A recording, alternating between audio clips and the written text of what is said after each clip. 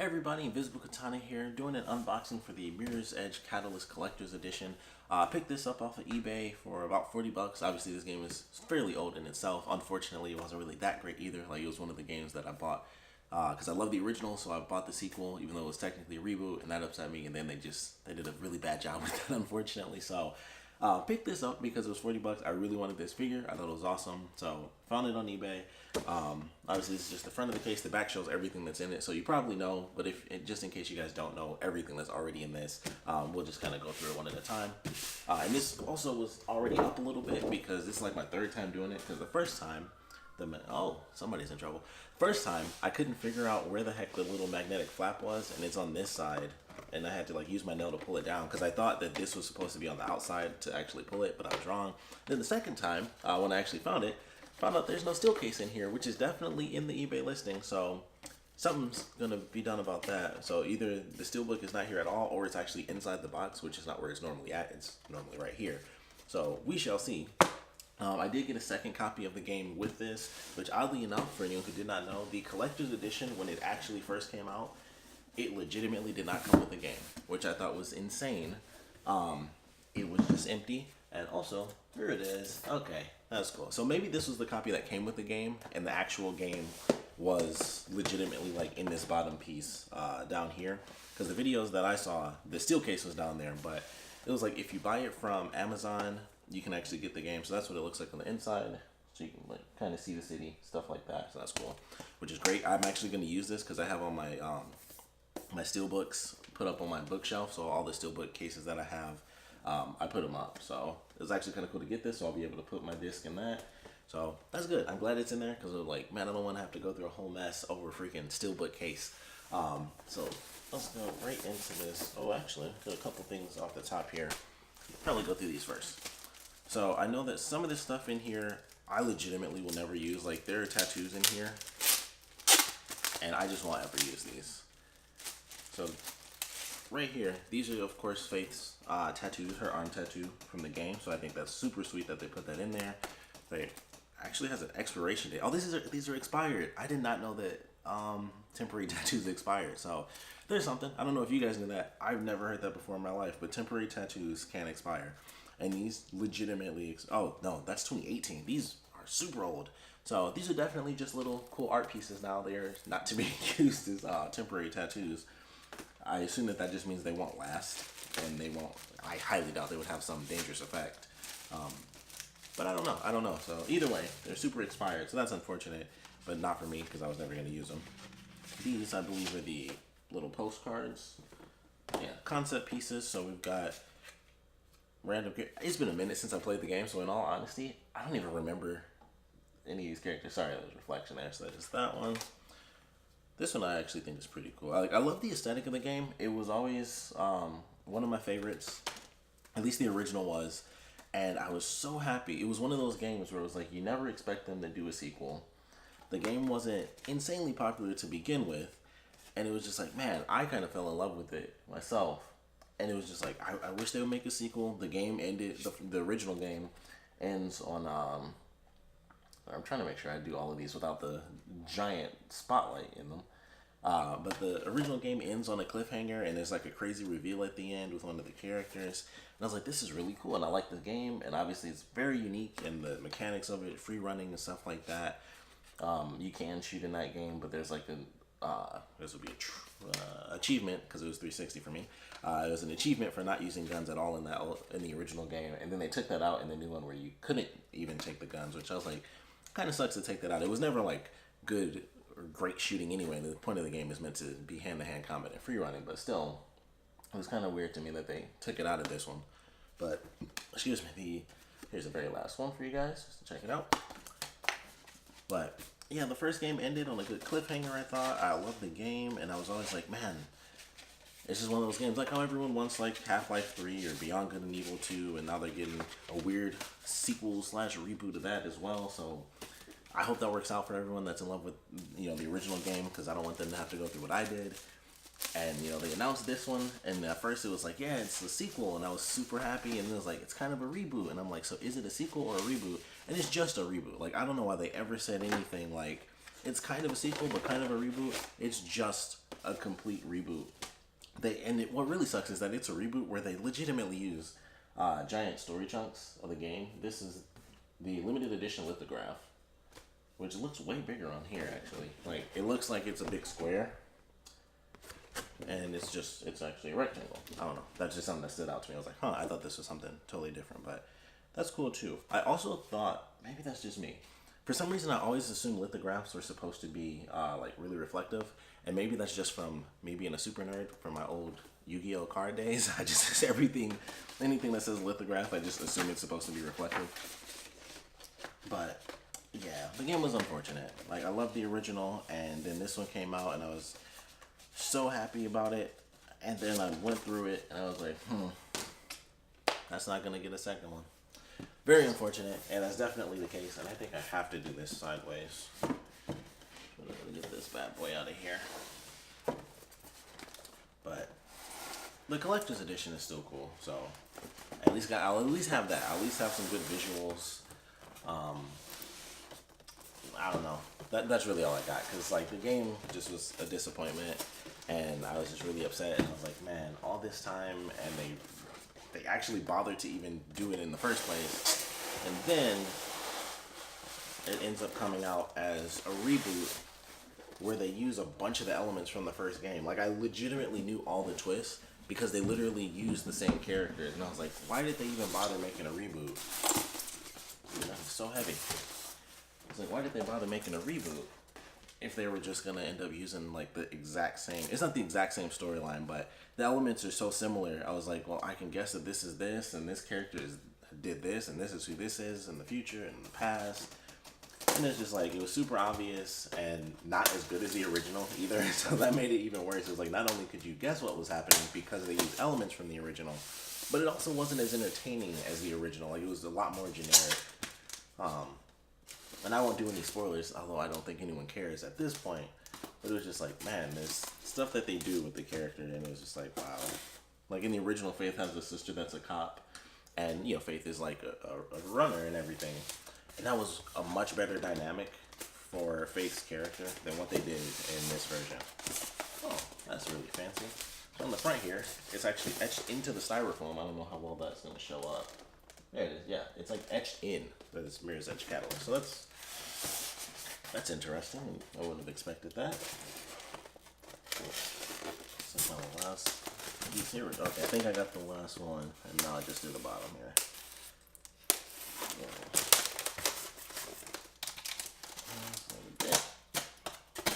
There we go. Really got to be careful with that because I hate when that stuff gets all over the place. And so here's the magic piece. Super careful with this because it's just a thin piece of plastic on the top and then this insanely heavy base. So all the videos I watched, they talked about how heavy this thing was, and it really is. The base is ridiculously heavy. It's sturdy. I like that. Not a problem with it at all.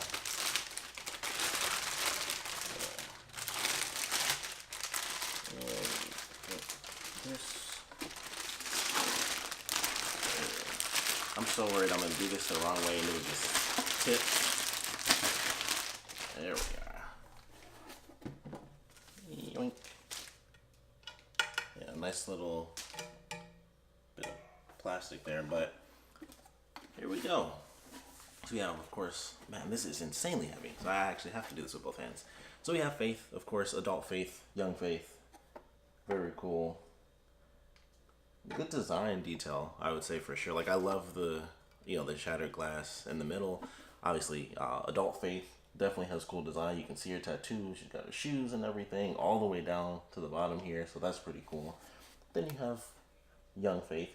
Same aesthetic and everything. The main color scheme for the game, of course, is white, red, and black. There's a section of the game that they added in for this one. A couple of sections actually where they changed the aesthetics, where it's like purple and blue and pink and stuff, and then there's another one where I think it's like black and like neon blue is the main aesthetic. But this I think is definitely cool. Like I said, super heavy. It's actually heavier on this side, which I find interesting. It's almost as if they designed it that way just because adult faith is on this side. But it's really interesting. Like, I can feel it, and I don't think it's, well, it could be these. I mean, they are fairly solid. Her fingers are slightly rubbery, which is interesting. I guess that's good for that. Same here. Her arm actually can move a tiny bit. Fingers are the same. Actually, this whole arm is like totally rubbery. So yeah, and this one is not so much. Yeah, so adult fifth doesn't move nearly as much, but like this whole arm you can kind of lift up like just a little bit. So that's interesting, but definitely love this. I think it's cool that it's slightly reflective on the bottom. I mean, obviously you can see the light reflecting on it, but if you're looking at it from a certain angle, you can actually see, especially for young Faith here on the back. It probably won't show up too well on the camera, yeah. But like where you can look right here, you can see the reflection of her hand and stuff on the, I guess you could say on the ground. So I think that's very cool. Insanely heavy. It's so weird that this is so heavy because it's like, I don't really understand why it's this heavy. But I guess that's just because it has to be a strong base because these figures are probably more solid than I'm really thinking. So they made it insanely heavy. But I like it. I totally don't mind that. I think it's super cool. I don't think this would have been worth I think it was like $200. Actually, I don't know. Maybe it would be. Maybe it would be. Because this is pretty good. Plus you get all the other stuff. If the collector's edition wasn't that crazy experience where it sometimes came with the game, I think I mentioned you have to buy it. It was either like you had to buy it at GameStop or you had to buy it on Amazon to actually get the game with the $200 collector's edition, which is, it's EA actually. That sums it up. It was EA. EA is the publishing company for DICE, and DICE is the developer, but it's EA, so that makes sense actually. But this is really cool. I definitely love the collector's edition. This was really the main reason I got it, so this is definitely cool. My second favorite piece, I would have to say, is actually the Steelbook, solely based on the fact that I'm actually going to put it up on my bookshelf and have it alongside my other game. So I'll just pop open my original copy of the game and just put the disc in here, and I guess I'll just have I'll just have the empty thing, the empty original case somewhere else. But now I got another brand new copy of a game that I don't think anyone gives a crap about, so I don't know what in the world I'm going to end up doing with that, but definitely love this. I think it's really cool. Be good memories of the original game and something great, I guess, to hold on to from the reboot / sequel, because like I said, it just didn't hold up. It was very unfortunate, and I was so excited for the game, and then it came out and it was just like, fun elements, but it was still just like, it just wasn't the same. Like, even just playing it was like, man, something about this feels just too open. Oddly enough, that's the weird thing about it. But yeah, it's unfortunate. I would love for them to just do a straight up sequel, but that will never happen officially now, because it's like they screwed up with the reboot, so they were already ignoring the original, and it's like they should have just kept it going. Like, what was the point? But either way, got the collector's edition, so I have something good to hold on to from, admittedly, one of my favorite games. The original Mirror's Edge is one of my favorites. It was always in my mind. It always stuck out to me, and they kind of squandered it, I would say personally. But I got something from it, something cool to hold on to permanently. So definitely love this. I like I said, some of the other stuff outside of the Steelbook. The tattoos are cool. Obviously, with them being temporary, it would be for a cosplayer doing it, maybe just for a weekend, and then unfortunately that would be it. But it's cool that they put them in there to begin with. Like, that's just a cool, that's something that you don't really get often. And there aren't a ton of characters anyway, like Faith, where you have something so insanely unique to the character where you get like, full arm tattoo anyway, or they have, she has like her little eye tattoo as well. So that's not something you get with a lot of characters anyway. So it was cool that they kind of put that in there, like, hey, here's, full on arm tattoo of her actual tattoo from the video game. Obviously temporary, but I thought that was a really cool thing. And then of course you have the lithograph and then the concept art pieces. That's kind of just normal stuff. Typically collector's editions come in and you get a couple of them. I think that was cool. I think we went through like 10 of those, and then of course the lithograph itself. So I think that was fairly decent for a collector's edition, because normally you might get like a couple. Some are more high end, where you get like a full concept art book or something like that. So that of course is like the pinnacle of it. But yeah, this is definitely cool. I definitely like it. I'm gonna put this up somewhere. I gotta figure out what level is gonna go on my bookshelves. I gotta move some stuff around. I just recently did an unboxing for the Resident Evil 2 collector's edition, which I also got off of eBay. Unfortunately, I had to pay like way more money for that one, but I really wanted it because Resident Evil was my favorite franchise. So if you guys can check that out, it'll be one of the videos like the end card videos. But I thought that was cool. So definitely check that out if you guys are interested. But that is it, Mirror's Edge Catalyst Collector's Edition, and I think it's definitely worth it. I really do love this figure. I do think it has a great amount of detail in it, and of course, considering I got it for like 40 bucks or 45 or whatever I got off of eBay, I would totally say that's worth it for sure. Like, this is without a doubt worth at least that much. So I'm happy with everything I got, but of course, we'd love to know your comments on this collector's edition, so please put your comments down in the comment section below. Favorite parts about it, least favorite parts about it. I think it's pretty easy to say the favorite part for everyone would be the figure, but for some people, I have read comments in other videos where people didn't care much for the figure at all and they liked everything else. So once again, would love to know your opinion on that. For me, it was all about the figure. I think it's decent enough. I didn't think that it was like the craziest, greatest design in the known universe. It does look better than what I feel like I saw in some other reviews. I feel like some of those early, like, there were like old videos that I saw where it was like early copies of the collector's edition. Oddly enough, I feel like this actually looks better because like I would see the face and I was like, I don't know, but I think it actually looks okay on here. So yeah, I think her face looks way better on this one for both versions, young and old Faith, or I guess child Faith and adult Faith. I shouldn't really say old, but I think both versions. Her foot does move a little bit, but yeah, I think this actually looks better than some of the collector's editions I've seen other people get, where I was like, the face just doesn't look that cool, and that was kind of my determining factor. But I'm really happy with the one I got. I like this. I actually really love the case for it. I think this is super cool. Obviously, with the actual front on it, it looks even cooler. But this is sweet. And of course, they have the marking, so the red actually matches with it when you put the top back on. So I think this is cool. I think that's a great kind of minimalist design for it. And that kind of fits perfectly with the game. So I like pretty much everything about this. I think it's really cool. But obviously, for me, number one is that. Number two is the steelbook case. And then after that, it's just like cool, you know, art pieces and stuff like that. But like I said, definitely want to know what you guys thought about this unboxing, and in general what you guys thought of the actual collector's edition itself. Like I said, check out my Resident Evil 2 unboxing because I really enjoyed that.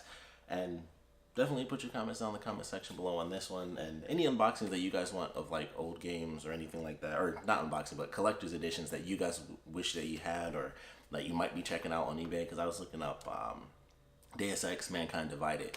That figure looks pretty cool too, but I was like, I don't know if I want to get that. But this one I had to get. Resident Evil I definitely had to get. But want to know what unboxings, or no, I keep saying unboxings, but what collector's editions you guys are kind of looking for? Which ones did you miss, or you're like, man, I really wish I just got that specific figure? Like, what old games are you guys trying to find as far as the collector's edition? So want to know about that. And like I said, definitely what you guys thought about this collector's edition for Mirror's Edge Catalyst. So please put your comments down in the comment section below. And of course, thanks for watching.